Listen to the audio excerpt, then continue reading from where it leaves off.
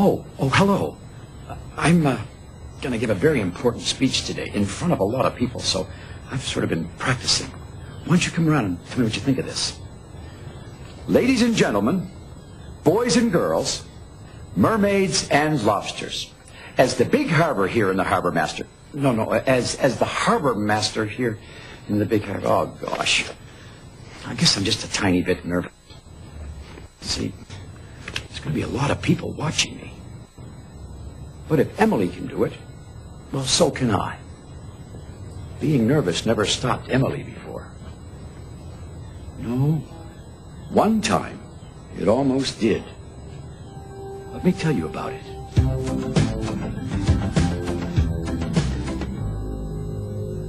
The tugboats were floating peacefully in the warm spring sun, waiting for the morning work meeting to begin.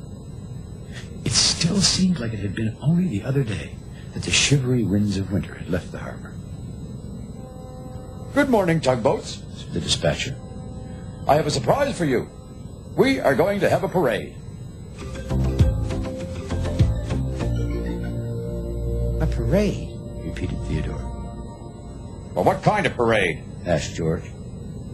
A tugboat parade, to celebrate the first day of spring, replied the dispatcher. It will be tomorrow. The whole harbor will be gathered to watch. I love parades, shouted Hank. He sailed in and out of the others as if he was already parading.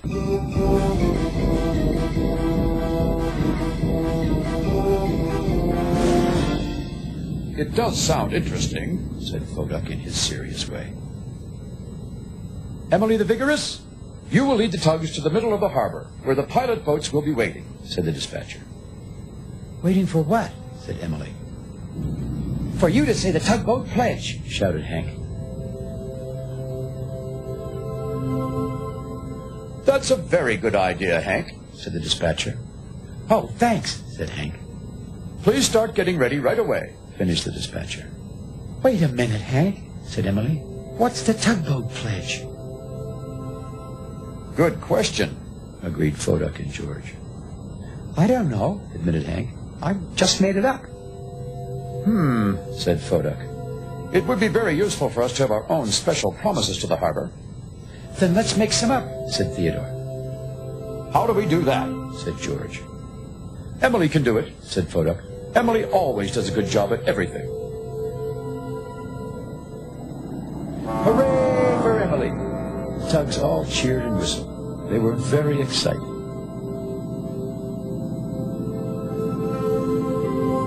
I guess I can do it, said Emily quietly.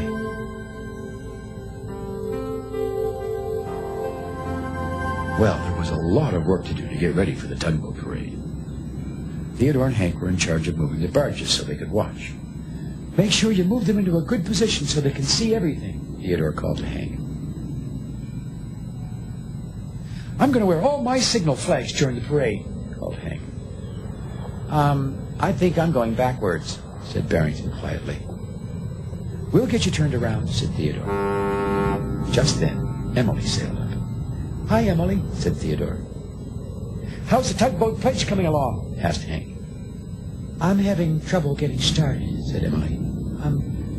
I'm not used to speaking in front of everyone. Oh, you'll do a good job, Emily, said Theodore. You always do, added Hank. Hey, said Hank, suddenly looking around. What about Bedford Bowie? He should see the parade, too. Good idea, Hank, agreed Theodore. You go tow him in, just for the parade. Hank set off to get Bedford, and Theodore went back to moving the barges. Emily could see that Theodore and Hank were very busy getting ready for the parade. She floated slowly along, trying and trying to think of what the tugboat should promise to everyone in the harbor.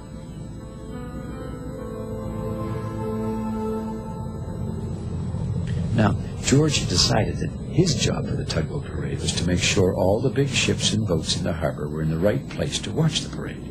He roared around, getting everyone into position.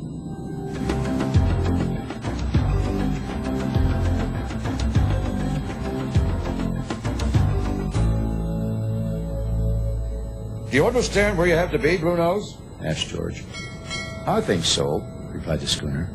I will be beside the ferry twins. I would like you to be between the fairy twins, frowned George. I think that you'll be able to see the tugs better from there. Just then, Emily sailed up. George, she said, I'm having trouble with the tugboat pledge. You see, I've never had to speak before so many boats and ships before, and... Oh, you'll do a good job, Emily, Interrupted George. You always do. Then George frowned. I better go tell the fairy twins that Blue Nose will be between them during the parade. Goodbye, Emily. Emily could see George was too busy to help her, too. Again, she drifted along with the tide, thinking about what to say for the tugboat pledge. What should we be promising to do for everyone in the harbor? She kept saying it over and over and over again until her stack got sore just from thinking about it. Then she started thinking of how she'd be way out in front of everyone in the harbor. Emily was beginning to feel quite worried about tomorrow. Early the next morning, all the ships and barges in the Big Harbour were in their proper places to watch the tugboat parade. Benjamin Bridge looked especially cheerful with all his special decorations. And all the tugboats were preparing their special signal flags for the occasion. Foduck was giving the tugs a shower with his firefighting hose. He wanted to make sure they looked their best for the parade. Thanks, Foduck, sputtered George. I'm done. Who's next?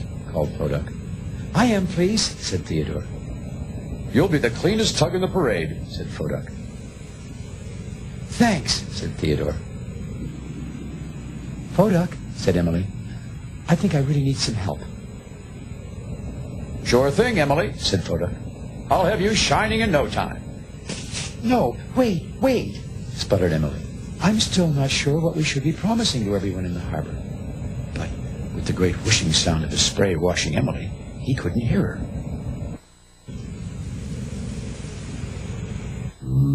Just then, Lily Lighthouse blew her foghorn.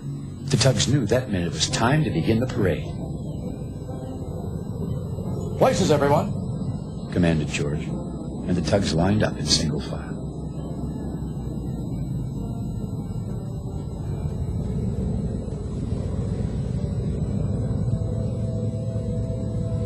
Emily, called George. You should be in front. Emily was feeling very uncomfortable about being in front. She still didn't know what to say. We all know you'll do a good job, Emily, said George, trying to make her feel better. You always... I know, sighed Emily, finishing the words she'd heard so often. I always do. But right now, Emily didn't feel so sure she would do a good job. In fact, the only thing Emily was sure of was that everyone in the whole harbor would be watching and waiting for her to say the tugboat pledge. Let's go, roared George. Emily frowned. Well, it's too late to turn back now, she thought to herself. The others are all waiting for me. Emily made her most determined face. Behind her.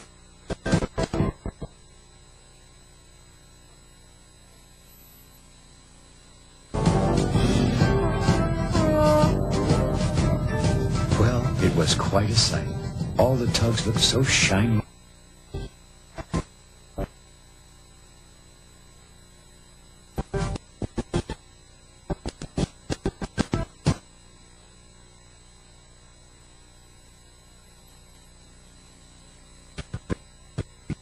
Watching proudly through the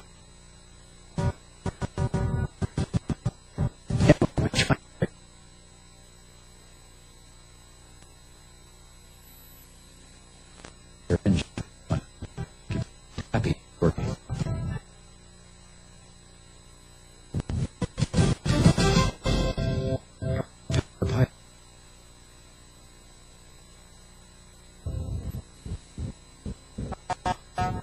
And now, we are ready to hit the tugboat. Emily Emily could feel everyone staring at her. She could hear the quiet all around.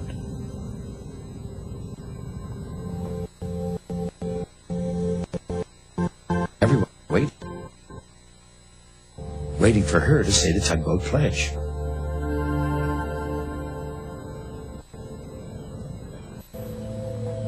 We, the tugboats of the Big Harbour, she started, give our promise to...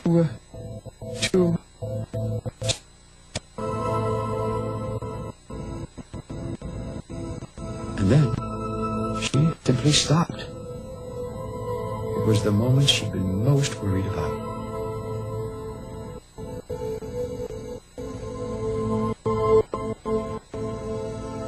Emily, staying next.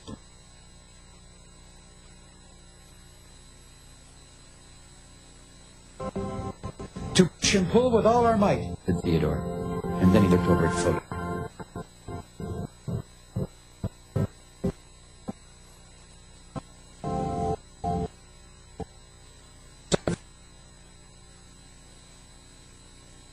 Look at Hank and George.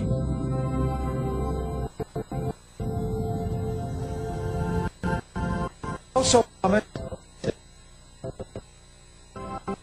never speak with our mouths full. A wonderful idea. Everyone.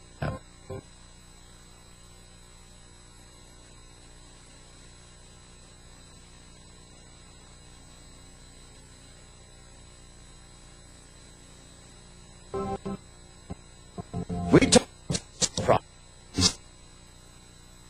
always ask if others.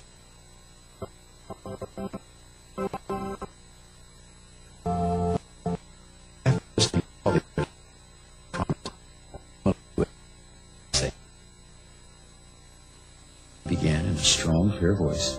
We tugboats promise to always be friends with each other, and to all who enter the Big Harbour. Well, after hearing that, everyone in the harbor blew their whistles and tooted their horns and dinged their bells. And that, said Emily above the celebration, is the pledge that we, the tugboats of the Big Harbour, promise always to keep forever.